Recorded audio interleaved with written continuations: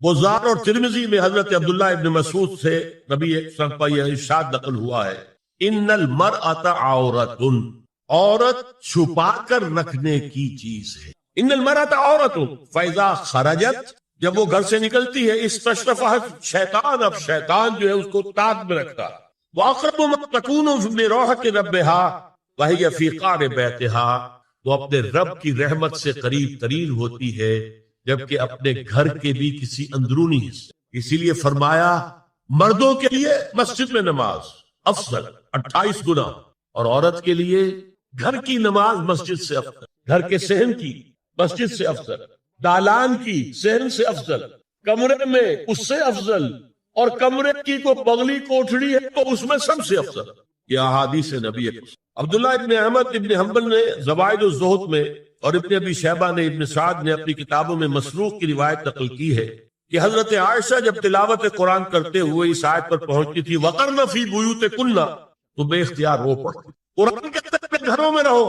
حضرت عائشہ نے شہادت عثمان کے بعد باہر نکل کر لشکر کی تیاری، پھر ساری عمر افسوس تھا کہ میں نے غلط۔ حافظ ابو بکر بزار حضرت انس سے روایت کرتے ہیں کہ عورتوں نے حضور سے عرض کیا کہ ساری فضیلت تو مرد لوٹ کے لے گئے، وہ جہاد کرتے ہیں، خدا کی راہ میں بڑے بڑے کام کرتے ہیں، ہم کیا عمل کریں کہ ہمیں بھی مجاہدین کے برابر اجر مل سکے؟ جواب میں آپ نے فرمایا من قعدت منکن فی بیتھا فانھا تدرک عمل المجاہدین، تم میں سے جو شخص اپنے گھر میں بیٹھی رہے گی وہ مجاہدین کا اجر حاصل کرے۔ یہ ایک ہوا کا رخ ہے، بتایا جا رہا ہے، یہ نظام ہے جس کو اس شکل میں دیا جا رہا ہے۔ اب آئیے سورہ نور کی طرف۔ یا ایھا الذین آمنوا لا تدخلوا بیوتا غیر بیوتکم حتی تستأنسوا وتسلموا علی اہلها ذالکم خیر لکم لعلکم تذکرون۔ اہل ایمان مت ہرگز مت داخل ہو اپنے گھروں کے علاوہ کسی اور گھر میں جب تک کہ تم ان کے ساتھ مانوس نہ ہو جاؤ، اذن نہ لے لو، ان پر سلام نہ کرو، یہی تمہارے لیے خیر ہے۔ اس کے بعد تفصیل آئی ہے، اس میں میں اس وقت نہیں جا رہا۔ اور جو لوگ اس پر عمل نہیں کرتے ان کے بارے میں قرآن مجید کیا کچھ حضور کیا کچھ فرما رہے ہیں یہ آپ سن لیجیے، بہت سخت احکام۔ عن ابی ہریرہ رضی اللہ عنہ ان رسول اللہ صلی اللہ علیہ وسلم قال لو ان امرا اطلع عليك بغیر اذن فخذفته بحشاة ففقعت عينه ما كان عليك من جناح، متفق علیہ، بخاری اور مسلم دونوں کی۔ اگر کوئی شخص تمہارے گھر میں بغیر اجازت کے داخل ہو جائے اور تم اس کی سزا کے طور پر اس پر کنکریاں پھینکو اور اس کی آنکھ پھوٹ جائے کنکری سے تو تم پر کوئی گناہ نہیں۔ بغیر اجازت کے گھر میں آ گیا ہے، بغیر اذن کے، بغیر استئذان کے کنکریاں مارو اور کنکری سے آنکھ پھوٹ جائے، فما كان عليك من جناح، کوئی حرج نہیں۔ اب آ رہی ہے اصل آیت، قل للمؤمنین یغضوا من ابصارهم ويحفظوا فروجهم ذلك ازكى لهم ان الله خبير ما يصنعون وقل للمؤمنات يغضضن من ابصارهن ويحفظن فروجهن ولا يبدين زينتهن الا ما ظهر منها وَلْيَضْرِبْنَ بِخُمُرِهِنَّ عَلَى جُيُوبِهِنَّ وَلَا يُبْدِينَ زِينَتَهُنَّ إِلَّا لِبُعُولَتِهِنَّ أَوْ آبَائِهِنَّ أَوْ آبَاءِ بُعُولَتِهِنَّ أَوْ أَبْنَائِهِنَّ أَوْ أَبْنَاءِ بُعُولَتِهِنَّ أَوْ إِخْوَانِهِنَّ أَوْ بَنِي إِخْوَانِهِنَّ أَوْ بَنِي أَخَوَاتِهِنَّ أَوْ نِسَائِهِنَّ أَوْ مَا مَلَكَتْ أَيْمَانُهُنَّ أَوِ التَّابِعِينَ غَيْرِ أُولِي الْإِرْبَةِ مِنَ الرِّجَالِ أَوِ الطَّفْلِ الَّذِينَ لَا يَظْهَرُوا عَلَى عَوْرَاتِ النِّسَاءِ وَلَا يَضْرِبْنَ بِأَرْجُلِهِنَّ لِيُعْلَمَ مَا يُخْفِينَ مِنْ زِينَتِهِنَّ وَتُوبُوا إِلَى اللَّهِ جَمِيعًا أَيُّهَا الْمُؤْمِنُونَ لَعَلَّكُمْ تُفْلِحُونَ۔ یہ لمبی آیت۔ اہل ایمان، اے نبی کہہ دیجئے اہل ایمان مردوں سے اپنی نگاہیں نیچی رکھا کریں اور اپنی شرمگاہوں کی حفاظت، یہی ان کے لیے زیادہ پاکیزہ عمل ہے۔ ان اللہ خبیر بما یصنعون، اور جو کچھ وہ کر رہے ہیں اللہ اس سے واقف۔ وَقُلْ لِلْمُؤْمِنَاتِ يَغْضُضْنَ مِنْ أَبْصَارِهِنَّ، اور مومن عورتوں سے بھی کہہ دیجئے کہ وہ اپنی نگاہیں جو ہے نیچی رکھا کریں۔ وَيَحْفَظْنَ فُرُوجَهُنَّ، اپنی شرمگاہوں کی حفاظت کریں۔ وَلَا يُبْدِينَ زِينَتَهُنَّ إِلَّا مَا ظَهَرَ مِنْهَا، اور اپنی زینت کو ظاہر نہ کیا کریں سوائے اس کے کہ جو بالکل ظاہر ہو جائے۔ قُلْ لِلْمُؤْمِنِينَ يَغُضُّوا مِنْ أَبْصَارِهِمْ وَيَحْفَظُوا فُرُوجَهُمْ ذَلِكَ أَزْكَىٰ لَهُمْ ان اللہ خبیر بما یصنعون۔ نوٹ کر لیجئے کہ یہ کہاں ہو رہا ہے؟ گھر میں داخلے کے بعد، گھر میں داخلہ اجازت سے، اور داخلہ ہوگا صرف محرموں کا، گھر کے اندر جو ہے وہ نامحرم تو نہیں آئے گا۔ یہ میں آگے بیان کر رہا ہوں۔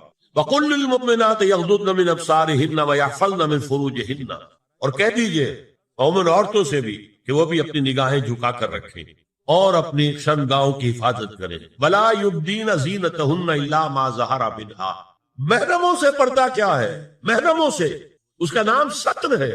عورت کا پورا جسم ستر ہے سوائے چہرے کی ٹکیا اور یہ ہاتھ اور یہ پاؤں، بس. کیا مطلب ہے؟ بھائی بھی نہیں دیکھ سکتا بہن کے جسم کا کوئی اور حصہ، باپ بھی نہیں دیکھ سکتا بیٹی کے جسم کا کوئی حصہ. یہ ستر ہے، ستر محرموں سے پردہ ہے. وَلْيَضْرِبْنَ بِخُمُرِهِنَّ عَلَى جُيُوبِهِنَّ، یہ بھی گھر کے اندر کی بات ہو رہی ہے، کیونکہ میں پہلے بتا چکا ہوں جلباب ہوتا تھا جب گھر سے باہر نکلتی تھی عورت تو وہ اپنی چادر لپیٹتی تھی، اپنے گرد چہرہ نہیں ڈھانپتی تھی. صرف چہرے کا حکم دیا گیا اس کے ضمن میں، وہ سورہ احزاب کی آیت ہے، وہ رہ گئی تو میں بیان کروں. اور خمار اوڑھنی ہوتی تھی جو گھر میں اوڑھتی تھی. گھر میں ظاہر بات ہے کہ جلباب تو نہیں لیا جا سکتا، آخر گھر کا کام کاج کرنا ہے، ہلکی سی اوڑھنی وہ گھر میں. لیکن فرمایا وَلْيَضْرِبْنَ بِخُمُرِهِنَّ عَلَى جُيُوبِهِنَّ، اور انہیں چاہیے کہ اپنی اوڑھیوں کے، بکل اوڑھنیوں کے اپنے سینوں کے اوپر، گریبانوں کے اوپر بھی مار لیا کریں. اب اس کے بعد فرمایا وَلَا يُبْدِينَ زِينَتَهُنَّ إِلَّا لِبُعُولَتِهِنَّ. اب یہاں یہ زینت کا لفظ آ رہا ہے چہرے کے، اور چہرے ہی میں کچھ سنگھار بھی ہوتا ہے. اب ان کے لیے کہا گیا کہ چہرے کی زینت اور چہرے کے اوپر اگر کوئی بناؤ سنگھار ہے، زیور ہے، اس کی زینت نہ ظاہر کریں. مگر اب یہ یہاں تفصیلی آئی ہے، جو محرم ہیں ان کی تفصیل. تو فرمایا کن کے سامنے ظاہر کر سکتی ہے؟ الا لبعولتہن، سب سے بڑھ کر تو شوہر، اور آبائہن، اور آپ نے باپ. اچھا، باپوں میں نوٹ کی دی، باپ حقیقی ہو، اخیافی ہو، اللاتی ہو یا رضاعی ہو، یہ چاروں قسم کے باپ اس میں شامل. جس عورت نے دودھ پلایا تھا اس کا شوہر بھی باپ بنا. اور آبائے بعولتہن، اپنے شوہروں کے باپ، یا ابنائہن، ان کے اپنے بیٹے. بیٹوں میں بھی آئیں گے چاروں، اللاتی، اخیافی، عینی اور رضاعی. او ابنائے بعولتہن، اور اپنے شوہروں کے بیٹے، ہو سکتا ہے شوہروں کی اور بیویاں بھی ہو تو ان کے بیٹے بھی، جو ستیلے بیٹے ہیں وہ بھی محرم، ان سے کسی شکل میں کبھی شادی نہیں ہو سکتی. او اخوانہن، یا ان کے بھائی. او ابنائہن، یا اپنے بیٹے. او ابنائے بعولتہن، یا اپنے شوہروں کے بیٹے. او اخوانہن، یا اپنے بھائی. او بنی اخوانہن، یا اپنے بھائیوں کے بیٹے. او بنی اخواتہن، اپنا بھتیجا. اپنا بھتیجا، شوہر کا بھتیجا نہیں، اپنا بھتیجا محرم ہے. اپنا بھانجا محرم ہے، شوہر کا بھانجا محرم نہیں. او نسائہن، یا ان کی عورتیں، اپنی عورتیں، جان پہچان کی عورت. او ما ملکت ایمانہن، یا جو ان کے داہنے ہاتھوں کی ملکیت، باندیاں، غلام. اس میں عرض کر چکا ہوں کہ اس میں کافی اختلافات ہیں. یہ بھی ہے کہ اس سے مراد صرف باندیاں ہیں، غلام مرد ہیں. یہ بھی ہے کہ مرد بھی ہے، اور یہ بھی ہے کہ مرد جب تک کہ وہ بالغ. لیکن میں اس بحث میں یہاں نہیں جانا چاہتا، یہ پھر فقہ کی بحث ہو جائے. اب التابعین غیر اولی الارباح، کچھ ایسے لوگ بھی ہوتے ہیں، کوئی کسی کے گھر میں تو اندھا آدمی رہ رہا ہے، یا کوئی اور کسی وجہ سے کوئی مریض ہے، اسے آپ نے پناہ دے رکھی ہے، انہیں عورتوں سے کوئی سروکار نہیں. اب الطفل الذین لم یظہروا علی عورات النساء، یا وہ بچے کہ جن پر ابھی عورتوں کے پوشیدہ حالات واضح ہی نہیں ہے، پتہ ہی نہیں ہے انہیں، ابھی انہیں جنس کا کوئی احساس ہی نہیں. یہ ہے فہرست جو دی گئی ہے کہ جن کے سامنے عورت کھلے چہرے کے ساتھ اور اپنی جو اضافی زینت بھی ہو، کوئی زیور وغیرہ یا کوئی بھی سرما وغیرہ ڈالا ہوا ہے یا کوئی سرخی کو لگائی ہے باپ، اس کے ساتھ آ سکتی ہے. اور یہ وہ رشتے ہیں کہ جن سے کسی حالت میں بھی نکاح نہیں. آگے سنیے، وَلَا يَضْرِبْنَ بِأَرْجُلِهِنَّ لِيُعْلَمَ مَا يُخْفِينَ مِنْ زِينَتِهِنَّ، اور چلتے ہوئے اپنے پاؤں زور سے نہ مارے کہ ان کی زینت ظاہر ہو. اگر کوئی پازیب پہنی ہوئی ہے، کوئی جھنجھنو وغیرہ ہے، تو اب اگر پاؤں مار کر چلے گی تو خامخواہ ذہن جائے گا بیٹھے ہوئے کا کہ کوئی خاتون. یہاں تک اس کے علاوہ یہ بھی ہے، تعطر کے بارے میں فرمایا ہے کہ اگر عطر لگا کر کوئی عورت گھر سے نکلی ہے، اذا استعارت المرأة فمرت على القوم ليجدوا ريحها فهي كذا وكذا قال قولا شديدا. اس ابو داؤد کی روایت ہے، حضور نے فرمایا جب کوئی عورت عطر لگا کر، خوشبو لگا کر نکلتی ہے کہ لوگ اس کی خوشبو سونگیں یا اس کو اوپر مطلع ہو جائیں تو ایسی ہے، ایسی ہے. بہت سخت الفاظ حضور نے استعمال کیے کہ جس کو راوی نے نقل نہیں. عورت کے لیے خوشبو، عورت کی آواز کا پردہ ہے، اب دیکھیے کس حد تک نماز میں اس وقت عورتیں بھی شریک ہوتی، اگرچہ حضور نے فرمایا مردوں کی صف بہترین سب سے آگے والی ہے اور سب سے بری صف سب سے پیچھے ہے، کیونکہ اس کے پیچھے پھر عورتوں کی صف ہوتی ہے، اور عورتوں کے لیے سب سے اچھی صف سب سے پچھلی والی ہے اور سب سے بری سب سے آگے والی ہے۔ سب سے آگے والوں کے سامنے پھر مرد ہوتے تھے، ان کی پشت ہوتی تھی۔ تو اسی طریقے سے اگر غلطی کی ہے تو مرد جو ہے کہے گا سبحان اللہ، امام سے غلطی ہو گئی ہے، مرد کیا کہے گا؟ سبحان اللہ۔ عورت کیا کرے گی؟ اپنے ایک ہاتھ کے پشت پر اپنا ہاتھ مارے گی، اپنی آواز نہیں نکالنی۔ آواز کا پردہ، چھونے کا پردہ یہاں تک ہے کہ حضور نے کبھی کسی عورت سے ہاتھ نہیں ملایا، اور آپ جب بیعت بھی لیتے تھے تو بس زبانی الفاظ کہلوائے اور کہا ٹھیک ہے بیعت ہو گئی، یا ایک کپڑا پکڑا، اس کا ایک سرا اپنے ہاتھ میں دوسرا سرا خاتون کے ہاتھ، یا ایک کشت کے اندر پانی بھرا، اس میں ایک طرف اس نے انگلیاں ڈال لی اور ایک طرف، لیکن مسافر لا اسافر النساء۔ ایک دفعہ ہوا بھی کہ بعض خواتین نے جب بیعت کی ہے تو پھر انہوں نے ہاتھ آگے بڑھایا مسافر کے لیے، حضور نے فرمایا انی لا اسافر النساء، میں عورتوں سے مسافرہ نہیں کرتا۔ یا ایھا النبی قل لازواجک وبناتک ونساء المؤمنین یدنین علیہن من جلابیبہن ذلک ادنی ان یعرفن فلا یؤذین وکان اللہ غفورا رحیما۔ اے نبی صلی اللہ علیہ وسلم کہہ دیجئے اپنی بیٹیوں سے اور اپنی بیویوں سے اور مسلمانوں کی خواتین سے۔ اب دیکھیے یہ سورہ احزاب ہی میں ہو رہا ہے، شروع میں یا نساء نبی سے بات کریں، استیزان بھی صرف نبی کے گھر میں داخل نہ ہو عزت کے بغیر، آگے چل کر سورہ احزاب ہی میں عام بھی کر دیا، قل لازواجک وبناتک ونساء المؤمنین، کہہ دیجئے اپنی بیویوں سے، اپنی بیٹیوں سے اور اہل ایمان کی خواتین سے، یدنین علیہن من جلابیبہن، کہ وہ اپنے چہروں کے اوپر اپنی جلباب کو لٹکا لیا کرے، چہرہ چھپ جائے۔ اب اس کی تفسیر میں چاہتا ہوں کہ آپ کو جو مختلف مفسرین نے کی ہے وہ آپ کے سامنے میں رکھتا۔ حضرت عبداللہ ابن عباس نے اس آیت کی جو وضاحت فرمائی ہے اسے حافظ ابن کثیر نے اپنی تفسیر میں اس طرح نقل کیا ہے، اللہ نے مسلمان عورتوں کو حکم دیا ہے کہ جب وہ کسی کام کے لیے گھروں سے نکلے تو اپنی چادروں کے پلو اوپر سے ڈال کر اپنا منہ چھپا لے اور صرف ایک آنکھ کھلی رکھے، دونوں آنکھیں بھی غلط، اور سن لیجیے ابن جریر اور ابن منذر کی روایت ہے کہ محمد بن سیرین یہ تابعی ہیں نے حضرت عبیدہ السلمانی یہ صحابی ہیں سے اس آیت کا مطلب پوچھا، انہوں نے جواب میں کچھ کہنے کی بجائے اپنی چادر کو اس طرح اوڑھا کہ پورا سر اور پیشانی اور پورا منہ ڈھانک کر صرف ایک آنکھ کھولی رکھی۔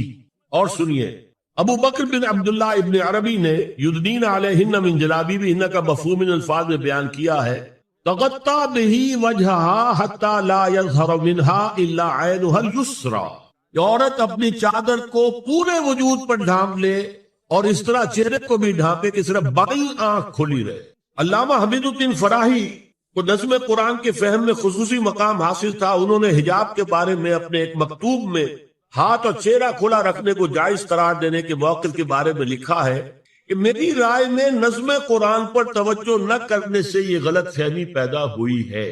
وہی بات کہ سورہ احزاب میں گھر سے باہر کا پردہ ہے اور سورہ نور میں گھر کے اندر کا پردہ ہے۔ وَقَالَ الْحَقُّ أَحَقُّ بِأَن يُتَّبَعَ، حق جو ہے وہ اس کا زیادہ حقدار ہے کہ اس کی پیروی کی جائے۔ میں اس مسئلے پر مطمئن ہوں اور میرے نزدیک اجنبی سے پورا پردہ کرنا واجب ہے، اور قرآن نے یہی حجاب واجب کیا ہے جو شرفاء میں مروج ہے، بلکہ اس سے بھی قدر زائد۔ مولانا فراری کا یہ مکتوب پانامہ حیات نو بلیریا گنج انڈیا کے اکتوبر سن 92 کی شمارے میں شائع ہوا۔ یہ ہے علماء کی رائے۔ حضرت ام سلمہ اور حضرت میمونہ نبی صلی اللہ علیہ وسلم کے پاس بیٹھی تھی، اتنے میں حضرت ابن ام مکتوم آ گئے۔ نبی صلی اللہ علیہ وسلم نے ان دونوں سے فرمایا احتجبا منہ، ان سے پردہ کرو۔ ازواج نے عرض کیا یا رسول اللہ الیس اعمی لا یبصرنا ولا یعرفنا، حضور کیا یہ اندھے نہیں ہیں، یہ نہ ہمیں دیکھ رہے ہیں نہ ہمیں پہچانتے ہیں؟ فرمایا افعمغایان انتما، کیا تم دونوں بھی اندھی ہو؟ الا تم سرا نہیں، کیا تم نہیں دیکھ رہی ان کو؟ حضرت ام سلمہ تصریح کرتی ہیں ذالک بعد ان امر بالحجاب، یہ جب حجاب کا حکم آ گیا تھا تب حضور نے پھر یہ حکم، کی وجہ کیا تھا؟ حضرت عبداللہ ابن مکتوم کا گھر میں آنا جانا تھا، تو اگرچہ اندھے ہیں لیکن یہ کہ یہ بار بار کا آنا جانا اس سے فتنے کا ایک دروازہ کھل سکتا۔ دروازے کو بند کر دیا گیا۔ حضرت عائشہ کے پاس ایک نابینا آیا تو انہوں نے اسے پردہ کیا، کہا گیا کہ آپ اس سے پردہ کیوں کرتی ہیں، یہ تو آپ کو نہیں دیکھ سکتا۔ جواب میں حضرت ام المومنین نے فرمایا لیکنی انظر الیہ، میں تو اسے دیکھ رہی ہوں نا، اور مرد کو دیکھے۔ البتہ یہ کہ عام حالات میں آپ بازار میں چل رہے ہیں، عورت جا رہی ہے، کوئی شوق باہر نکلنا پڑا ہے، تو اس حالت میں اگر وہ مرد کو دیکھتی ہے تو اس میں در حقیقت وہ فتنہ نہیں ہے کہ جو گھر میں آنے جانے والے۔ اب ایک آخری مسئلہ ہے، 2 حدیثیں ایسی ہیں جو میری گفتگو کے خلاف جا، اور میں دیانت کا تقاضا سمجھتا ہوں کہ وہ بھی آپ کے سامنے بیان کروں۔ حضور کے بارے میں یہ معلوم ہے کہ 2 خواتین جو ویسے نامحرم تھی وہ ان کے سامنے آتی رہیں اور آپ ان سے ملتے۔ ایک آپ کی سالی حضرت اسما، حضرت عائشہ رضی اللہ تعالی عنہ، اور ایک آپ کی چچا زاد بہن حضرت علی کی بڑی ہمشیرہ حضرت ام ہانی۔ یہ میں حدیث آپ کو سنا رہا ہوں۔ بکثرت احادیث سے ثابت ہے کہ حضرت اسما بنت ابی بکر آپ کے سامنے ہوتی تھی اور آخر وقت تک آپ کے اور ان کے درمیان